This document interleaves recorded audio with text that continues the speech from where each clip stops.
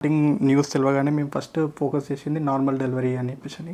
So మా ఫ్యామిలీలో రీసెంట్గా ఎవరు కూడా నార్మల్ డెలివరీస్ అంత ఈజీగా కాలేదు. So she took A challenge and she decided that will go for normal delivery only.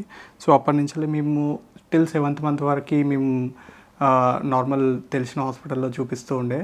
So finally మాకు డాక్టర్ వాసవి హాస్పిటల్ అని చెప్పేసి మా కజిన్ బ్రదర్ ద్వారా తెలిసి ఉండే.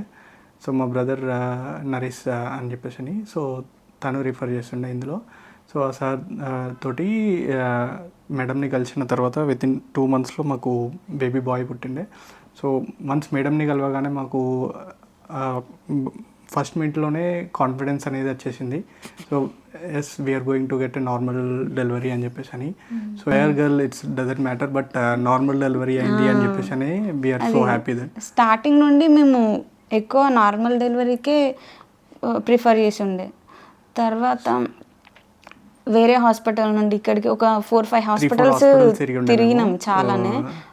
ఎక్కడ కాన్ఫిడెంట్ లేకుండే. ఫైనల్లీ వాసవి మేడం దగ్గరకు వచ్చినాక ఒకసారి మాట్లాడిన తర్వాత we came that confidence and finally we see staff కూడా ఫ్రెండ్లీ ఉన్నారు చాలా.